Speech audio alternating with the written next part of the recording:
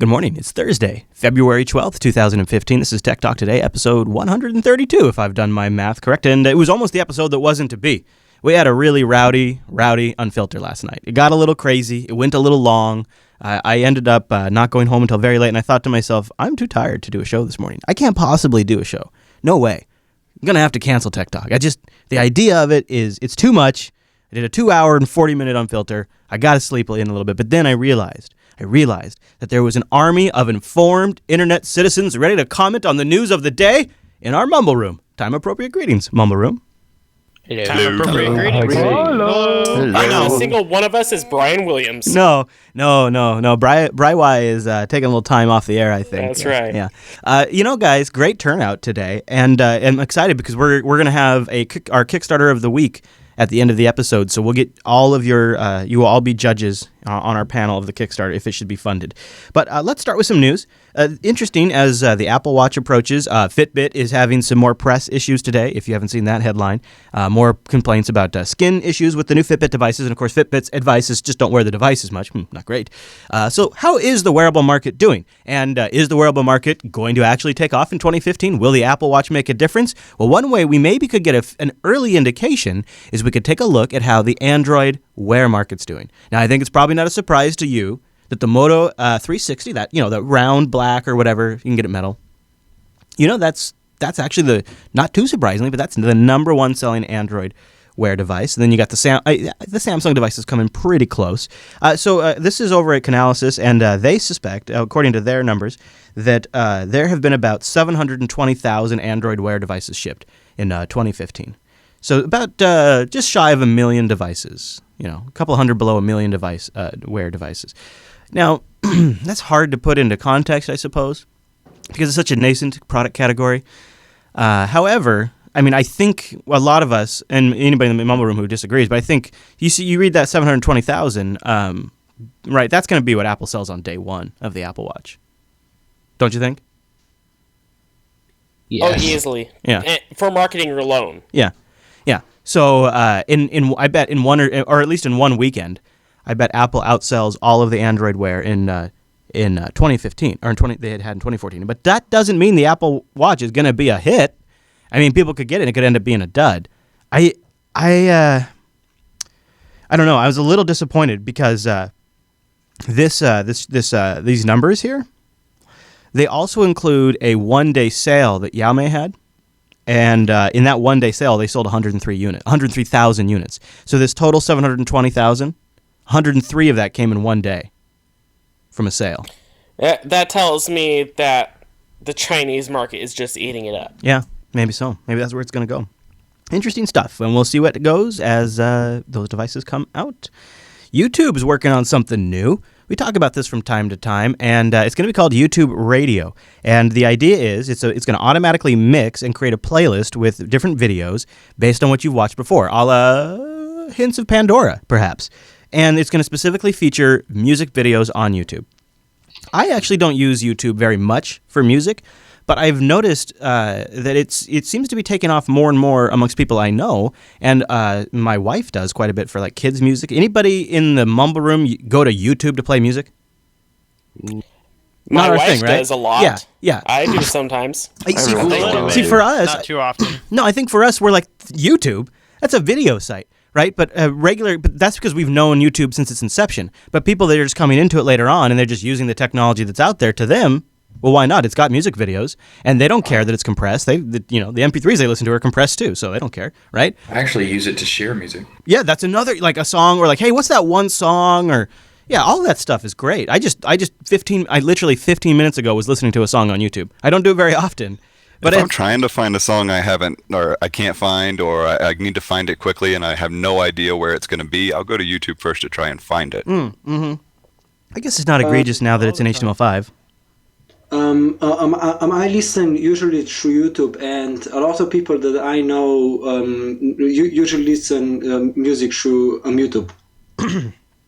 I wonder if it's, that's more of kind of a pull technology as opposed to a push like Pandora. I use Rhapsody, which has playlists like YouTube, but it seems like everybody's excited about Pandora, which is, I see, more of a push technology. So I'm surprised that many people use YouTube. It must be just availability and convenience. Definitely, it's ubiquitous. It's on everything, despite the buffering we hate, compared to other streaming services, they have it pretty worked out. Google's got that infrastructure, and I think what you're getting at there is it's a difference in taste. Do you want to manage the list yourself, or do you just want to push a button and sit back, like our host Paige on Women's Tech Radio? She says that she uses Pandora because she sees it as a seed that she plants, and then she just sort of maintains and nourishes that seed, and which is her Pandora thing, and it just creates music for her over time that she likes more and more and more. For me, I'm somewhere in the middle, I guess. It doesn't seem applicable to me, I don't think. I think it's really strange because Google has another perfectly fine service that already does exactly this, minus the videos. Right. I recently switched from Pandora to Google Play, and for me, it's a better experience than Pandora was. Google's got Google Music, which is quite good. You can buy stuff from the Play Store. Yeah, it is kind of weird, isn't it? It kind of reminds me of the days when Microsoft had two MP3 stores. They had you could get the Zune store, and then you could also use the music store built into Windows Media Player, which is like a totally different marketplace. And Google Play Music does a better job at giving me time-appropriate, context-sensitive playlist based on my listening history and my library. Yeah, and also mixes in things from my library. Yeah, I could see them being pretty good at that. So we often, over the last 6 months, have talked about bugs that have been in open source software for a really long time, like Shellshock and Heartbleed. Well, Microsoft has just pushed out a 15-year-old patch to fix some code. However, unless you're on Windows 2003 server, then you're out of luck. But Microsoft just patched a 15-year-old bug in some cases that allows attackers to take complete control of PCs running the supported version of Windows. The critical vulnerability will remain unpatched in Windows Server 2003, leaving that version wide open. For the remaining 5 months, Microsoft has pledged to continue support. That doesn't sound like support if you're not actually patching it during the support window, but there you go. So Microsoft says that it took more than 12 months to come up with this fix. It affects all users who connect to business, corporate, or government networks using Active Directory. And it's been around for a long time. That's a pretty serious bug. So go patch your Windows boxes. We might talk more about that later today on TechSnap. Hey, special thank you to Bookem or Bookerworm, I don't know how you say your nick, for submitting our Kickstarter of the week this week. We have another one. Oh, I see. We have three, don't we? Well, I grabbed this first one. And before we get to to our Kickstarter of the week, I wanted to cover a little feedback that was also submitted via that same subreddit about Elementary OS's funding. And this came in from Zada40. He says, the idea of people who pay to support an OS before they've even tried it seems strange to me. It seems that their problem lies in that they're asking for money at the time of install. His point is that people haven't even had a chance to try it yet, and you're asking for money. So essentially what you're asking, you're cashing in on your reputation, not on the product, I think is kind of what's happening there. And I was thinking that yesterday during our conversation, that it seemed odd. Like what they really need to do is like have some sort of really, really like non-annoying, like maybe notification window or something that says, hey, you've been using this for 2 weeks. Seems to be working pretty well for you. Would you like to contribute to the project? I don't know. Because it's going to feel a lot more valuable to me if I have it all set up and it's running great versus something I'm just going to download to try. And the thing is the other thing I thought about those download numbers is you got to figure distro hoppers and people just trying out Elementary OS because they've heard a lot about it. They're not switching. They just want to throw it in a VM. They just want to see what the progress is at. And so they're not paying. There's a lot of that too. But then they may go on to recommend it to other people, though. Very true. Very true. It is good publicity. Okay. Doesn't sound like anybody else has any thoughts on that. So, well, I was just thinking, it's sad that it went down the way it did because I think they're doing a lot of good design-wise. There's a lot of stuff that's used in other systems now. But, yeah, man, it's PR nightmare at this point. Yeah. And they basically, if you don't have... The PR can be your downfall. If you screw it up royally, it can hurt your whole project real quickly. Yeah. Well, it's like this is shocking. It's not the first time they've done things that are absurd.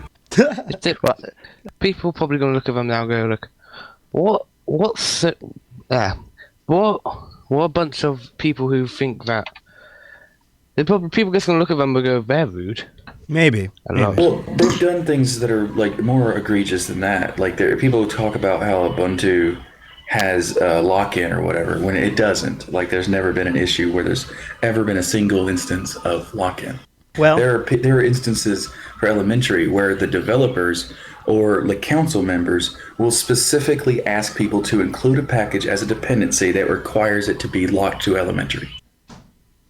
But without the ability to communicate in a skillful and even positive way, whatever they do, right or wrong or good or bad, they're doomed, aren't they?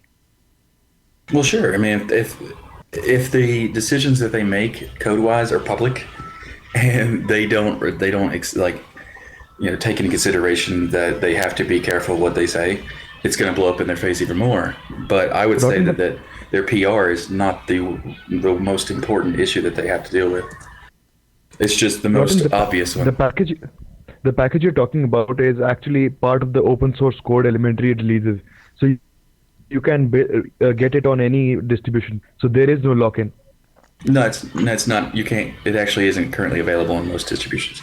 But that doesn't matter. Well, I mean, it sounds like it could be moved, and so it's not this necessarily that the package itself is not available. It's that the person who, the developer of the application in question, is specifically said they didn't want to do it because of lock-in, and the council member replied specifically that they didn't think it was a big deal that lock-in existed.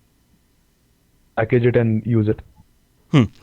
All right. Well, I didn't really want to have a whole another discussion on the topic, but that is interesting to know. I'll look into that, and I'll see, because I know there's quite a bit of apps from Elementary OS I've run on my desktop. So I don't know. They got some cool ideas, like Slingshot's an interesting menu. You guys ready for the Kickstarter of the week? Let's do it. Let's kick it. So this is a Jam Blaster. It allows you to play music in real time with anyone using actual instruments. It has 114 backers. They're looking for $100,000. They currently have $22,000 with 26 days to go. Let's take a look at their video.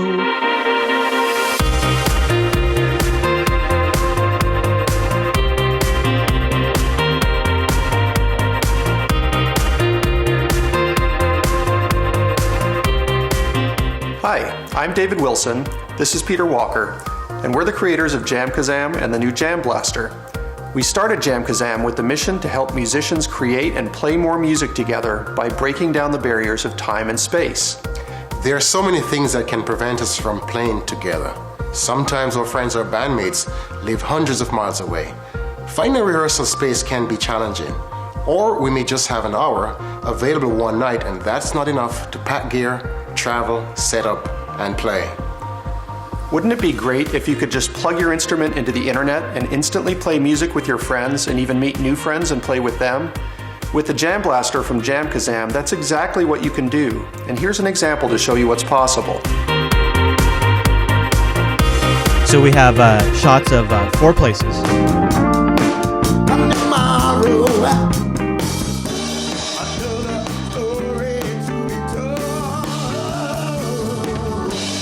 So they're all playing together in their own homes. That's pretty neat. New York, Chicago, Atlanta, Austin.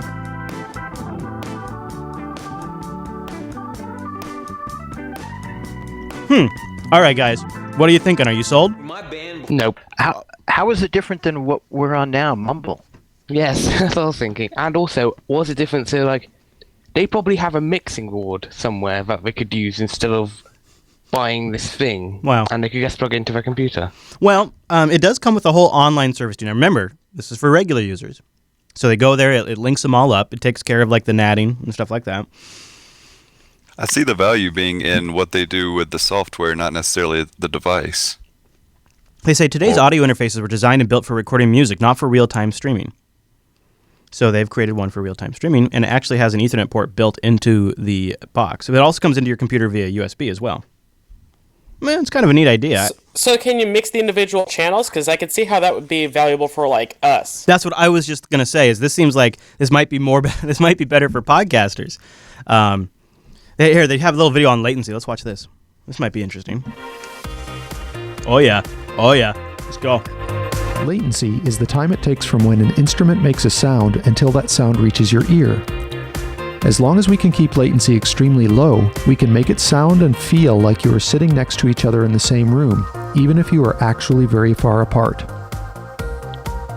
Using JamKazam, latency is the total of the time it takes each musician's computer to process the audio, plus the time it takes to move the audio across the internet between the musicians in a session. In the Kickstarter video session you watched, with musicians in Austin, Atlanta, Chicago, and Brooklyn, today's industry standard computers and audio interfaces would take so long to process the audio that the total latency would make this session unplayable. The Jam Blaster cuts audio processing latency by 80% compared to today's industry standard gear, vastly increasing the distances over which musicians can play together and making sessions over shorter distances feel even tighter. For example, in the Houston band video that you can watch on our 24 Kickstarter milliseconds. page, if you use today's standard gear, the time required by the computers to process the audio would actually be greater than the time required to send the audio across the internet, which is crazy. In sessions like this one, the Jam Blaster cuts the total latency in the session literally in half. If you're still trying to get your head around what this all means, think about it this way. The speed of sound is incredibly slow, as it takes about 1 millisecond for sound to travel 1 foot through the air. Let's say you're sitting 28 feet away from another musician in a large room. Then it will take 28 milliseconds, or 28 thousandths of a second, for the audio from the other musician to reach your ears. Yeah, this if the is the hardware's same making a amount of time it significant took the reduction audio to in go from latency, the that's good. Right, that's kind of what, and like Eric was saying, like I'm starting to think if I could do, you know, if it is true high fidelity, like line quality audio over this thing, this might be a big deal for podcasters. Well, if this is used on Comcast, it won't work very well. Heyo. Yeah, they say superb audio. Now here's the problem, right? You don't just need one, you need two, at least, and maybe more.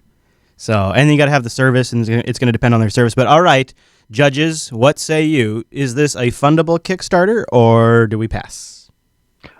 I like the idea. I like the spirit of it with music and making it easier to play together. But faster DAC, I mean, that's going to have all kinds of other uses too. It's true. I think so too. All right, so there's one vote for yes. Do we have a no vote? Yeah. I'm gonna go with no. It's not very. It's a good idea, but it's not really practical, and it's probably cheaper just to use a setup you already have.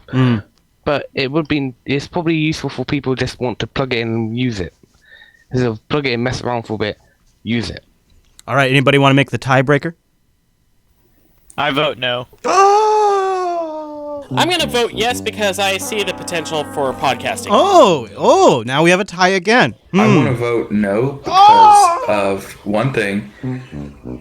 You could do a lot of this stuff in Mumble, and I'm curious how well it does because like the Opus codec has gotten so much better for music and stuff. You always do local recording too. Sure. All right. I'm using a USB adapter for my non-USB headset. How is that different? How fast is my digital audio converter in that little $10 adapter? Benchmark. Let's test it and find out. All right, so we're going to pass? Yeah. Did you ever try to sing over Mumble line? Yeah, no, it's no good, but you could at least use it to list or monitor and then record locally for the full fidelity. Well, the Jam Blaster will be in the show notes if you'd like to back it, and if you do back it, let us know how it goes. I guess the Tech Talk Today show will be passing on this one. Sorry, guys. We'll just get that out of here. Let's clear that up. A little courtesy flush there. All right, well, that'll bring us to the end of today's show. So one more show. Can everybody make it tomorrow? I want you all to make it here, okay? Show up. We'll do one more time this week. Sound good? I barely did it today. Sounds good. Okay. All right. Nice. Thank you. And also, you can participate. techtalktoday.reddit.com. Go there, submit stories, feedback, links, other Kickstarter projects, and also the contact form. Go over to jupiterbroadcasting.com/contact and send something into the Tech Talk Today show. Now, I'm going to end today on an old Commodore clip that is going to be a little hard to hear because the audio quality is just real bad. It's real bad, but it's classic. I got to play it. It is from 1985, back when computers were super, super cool. Enjoy it. See you back here tomorrow, everybody. Are you keeping up with the Commodore? 'Cause the Commodore's keeping